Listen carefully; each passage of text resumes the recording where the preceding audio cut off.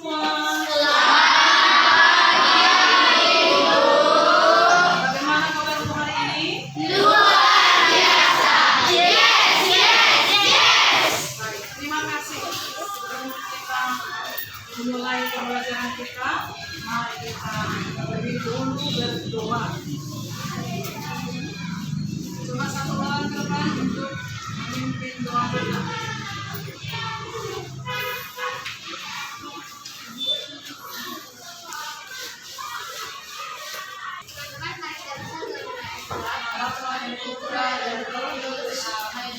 Bapa di surga, terima kasih Engkau telah mempercayakan kami untuk hidup bersama orang lain, untuk saling menolong, saling berhubung, satu dengan yang lain.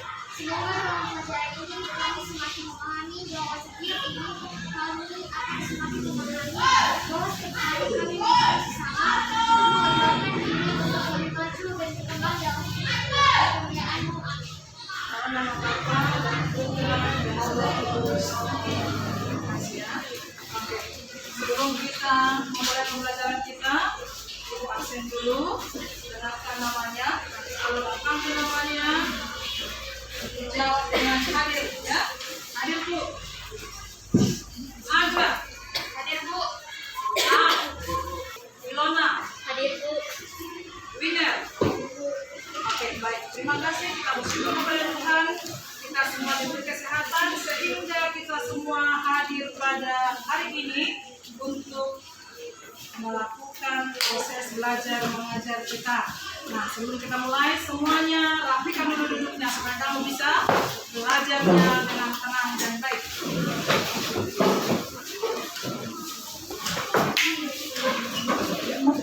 Oke, sebelum kita mulai pembelajaran kita yang baru, mari kita ingat dulu pembelajaran kita sebelumnya. Kira-kira tentang apa pembelajaran kita minggu yang lalu?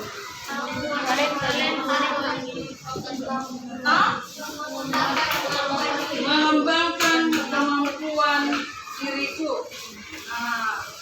Mengembangkan kemampuan diriku. Kira-kira menurutmu bagaimana pembelajaran kita di minggu yang lalu tentang mengembangkan kemampuan diriku?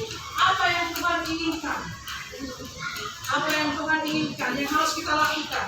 Supaya kita yang ditanyakannya kepada itu mengembangkan Oke, satu orang dulu membaca. Coba kata. Tuhan menghendaki supaya talenta yang dipercayakannya kepada kita itu dikembangkan dan bermanfaat. Oke, apa lagi kira-kira? Coba. Talenta yang diterima dari Tuhan itu dapat menjadi sumbangan yang luas dan sangat berarti untuk perkembangan diri kita sendiri untuk kebaikan sesama kita dan untuk kemuliaan Tuhan. Oke. Coba. Ada satu lagi? Mau berikan?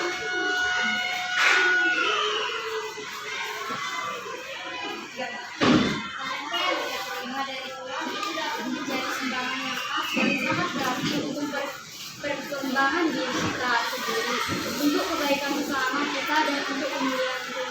Oke, itulah pembelajaran kita. Terima kasih karena kita masih mengingat pembelajaran minggu yang lalu. Tepuk tangan untuk kita semua dulu. Nah, hari ini pelajaran kita adalah tentang aku membutuhkan orang lain. Nah, dalam pembelajaran ini Ibu harapkan nanti anak-anakku semuanya menganalisa makna manusia sebagai makhluk sosial, ya. Kemudian mengklasifikasi orang-orang yang turut berperan mengembangkan diri kita. Lalu terbiasa mendoakan orang-orang yang berjasa mengembangkan diri kita. Yang terakhir, menganalisa pesan kitab suci Markus 3 ayat 31 sampai 35 mengenai arti penting orang lain. Oke, anak-anak semua, sekarang coba kamu ingat-ingat lagi pembelajaran yang lalu. Kita sekarang makhluk sosial, berarti kita membutuhkan orang lain, kan? Kita makhluk individu, tapi kita juga makhluk sosial. Tidak bisa hidup sendiri. Kita memerlukan orang lain dalam hidup kita. Nah, sekarang perhatikan gambar yang ada di depan. Gambar apakah yang ada di sana?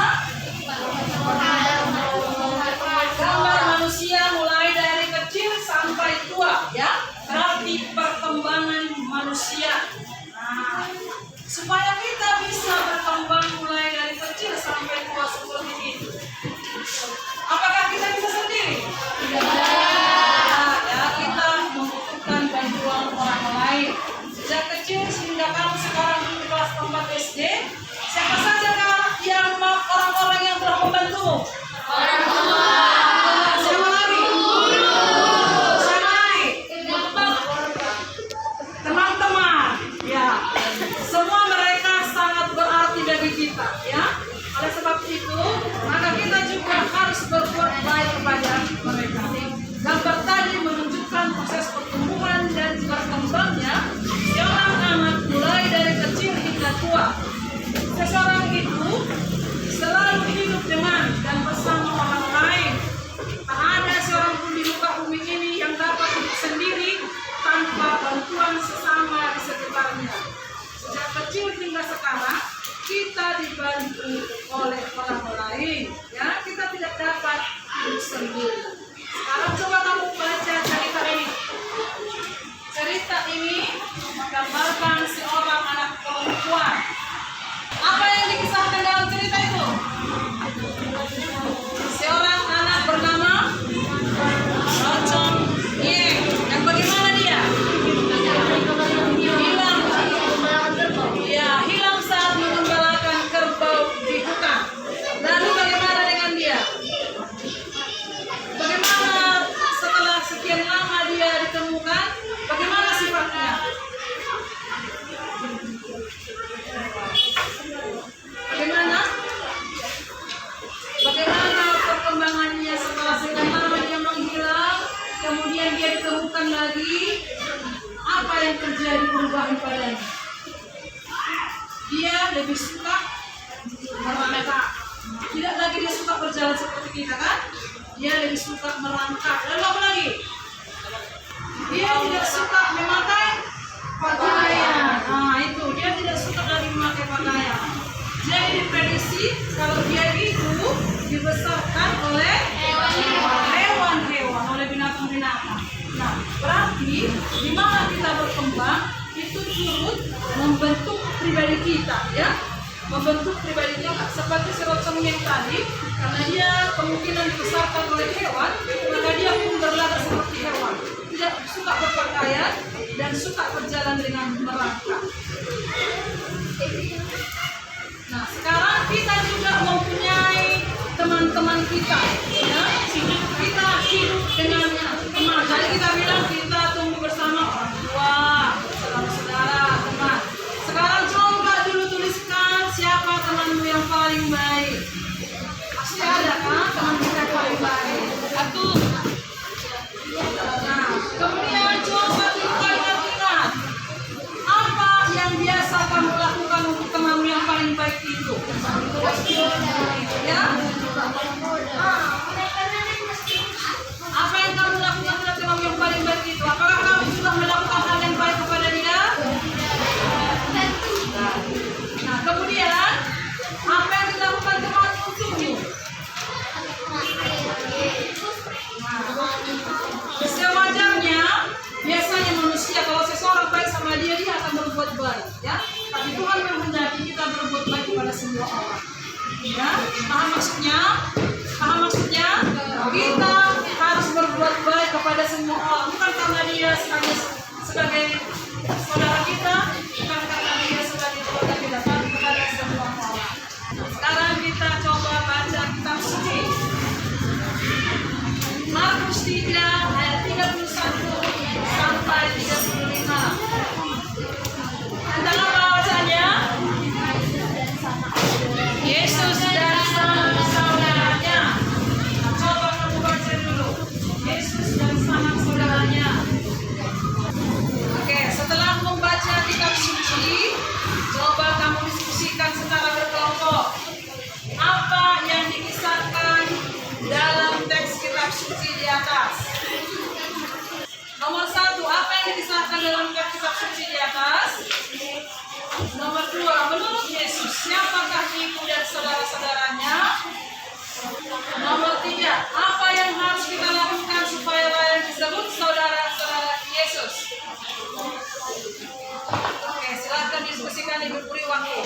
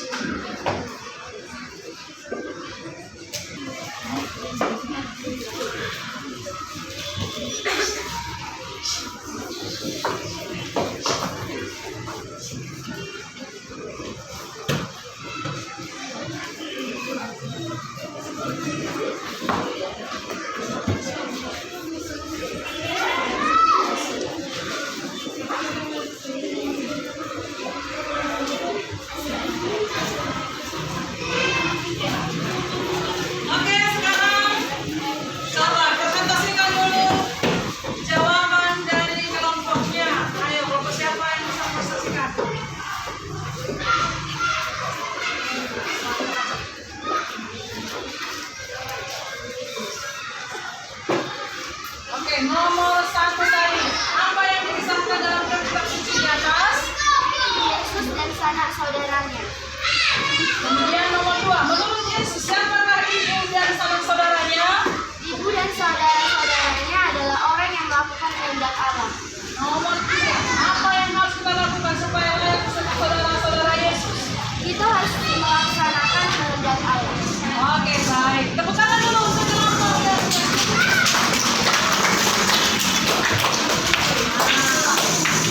Sebagai peneguhan dari pembelajaran kita hari ini, mari kita buat peneguhannya. Coba kita simpulkan dulu bagaimana menjadi peneguhan atau inti dari pembelajaran kita hari ini. Coba dulu.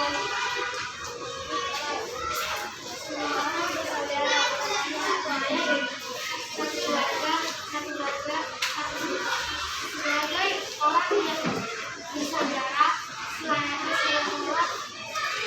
semua orang saling mengasihi satu sama lain, sebab mengasihi orang yang mengasihi diri sebagai kita sesama. Semua pengikut Kristus dipanggil untuk melakukan kehendak Allah, tidak hanya dengan kata-kata, akan tetapi dengan perbuatan nyata dan kasih yang tulus. Oke, coba dulu satu lagi. Coba. Agak kuat dulu suaranya supaya jelas kita dengar. Coba dari sana dulu, dari sini sana. Kuat dulu dijawab dulu. Apa yang menjadi inti dari pembelajaran kita hari ini? Supaya bisa kita buat teman-teman. Yang kuat suaranya ya, tadi sudah dikasihkan dalam pendapatnya. Sebab mengasihi Allah berarti mengasihi diri sebagai kita seluruh sesama di dunia. Semua Kristus dipanggil untuk melakukan kehendak Allah, tidak hanya dengan kata-kata melakukan, tetapi dengan perbuatan dalam kasih yang tulus. Oke, tepuk tangan untuk kita semua.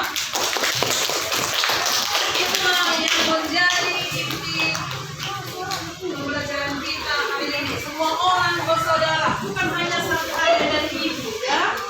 Supaya ingat itu, semua orang bersaudara, bukan hanya satu ayah dan ibu, bukan hanya satu keluarga atau satu suku. Sebagai orang yang bersaudara, selayaknya semua orang saling mengasihi satu sama lain. Sebab mengasihi Allah berarti mengasihi diri sebagai ciptaan sekaligus sesama. Oke, sampai disinilah pembelajaran kita hari ini. Kita tutup dengan doa. Sama-sama maju ke depan untuk memimpin doa kita.